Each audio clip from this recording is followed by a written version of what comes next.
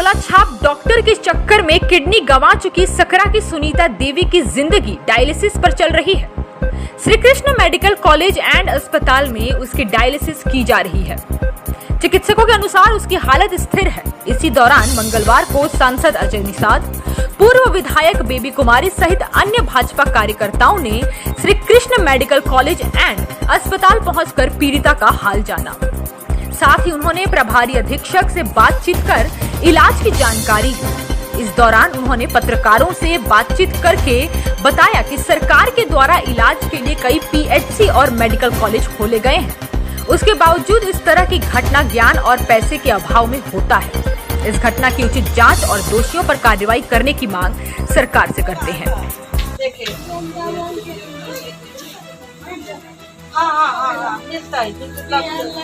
हाँ लगता है बहुत जल्दी।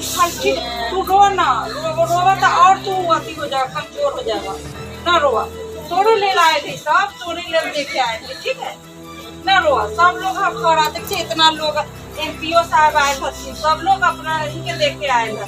कैसे तू गाड़ी लेके बैठी ना व्यवस्था भी डॉक्टर से बात हो रही है, डॉक्टर साहब से बात हो रही है, अभी डॉक्टर से बात हो रही है, ठीक है।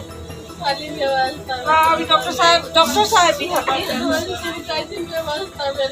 ना सुनीता तोरे चलते सब लोग अलैया, तू निश्चिंत रहो ना, सब लोग आए हो, तोरा साथ सब लोग हो, कैसे ठीक होते हमको व्यवस्था लगल है। हाँ दवा दे डॉक्टर से बात हो जाए डॉक्टर से, तू जान ना रोआ तो पेट पर असर पड़ते। जी आप आए हैं, क्या कहेंगे? देखिए यह बेहद गंभीर और बेहद दुर्भाग्यपूर्ण घटना है कि एक निजी नर्सिंग होम के संचालक के द्वारा एक गरीब दलित महिला का किडनी निकाल लिया गया है, वो भी एक नौसिखिए डॉक्टर के द्वारा, जिनके पास न डिग्री है न कुछ हो, जो आम चाल के भाषा में झोला छाप डॉक्टर जो बोलते हैं। ये बहुत दुर्भाग्यपूर्ण घटना है। सरकार के संज्ञान में आना चाहिए कि जितने भी अवैध नर्सिंग होम जिस तरह के चल रहे हैं, जहाँ पर बिना डिग्री के नर्सिंग होम चल रहे हैं, उस पर सरकार को कड़ा संज्ञान लेना चाहिए और संचालक को जेल भेजना चाहिए और इस ऐसे क्लिनिक को बंद करना चाहिए।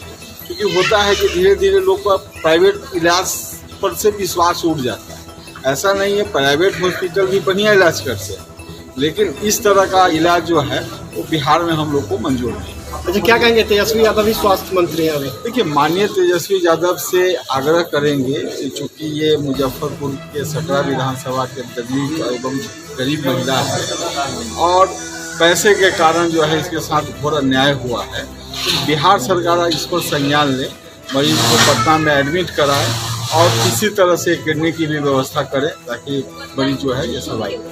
अच्छा एक चीज और है, तेजस्वी यादव पीएमसीएच का भ्रमण किए और लगातार मॉनिटरिंग कर रहे हैं, 60 दिन का अल्टीमेटम भी दिए, तो क्या कहेंगे बिहार की स्वास्थ्य व्यवस्था? क्यों लोग जाते हैं झोला छाप डॉक्टरों के पास? एक मौत भी हो गई है उसी इलाके में झोला छाप डॉक्टर। सबसे बड़ा चीज है इन लोग का फरेब का जाल बहुत लंबा है।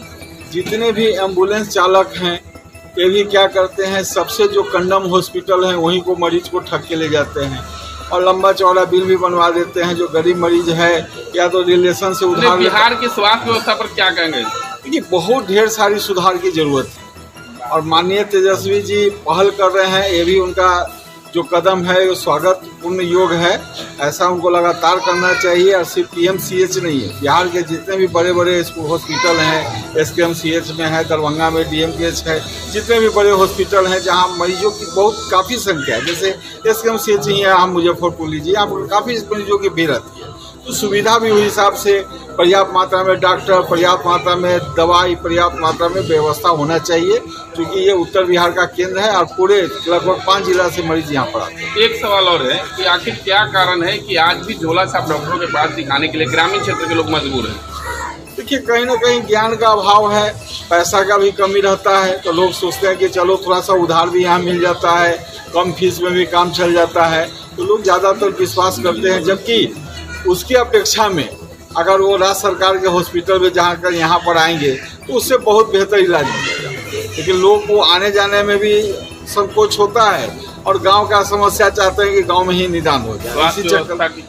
इसी चक्कर में ये परेशानी होती है। ठीक है, सरकार के हॉस्पिटल पे सरकार पर भी विश्वास करना चाहिए।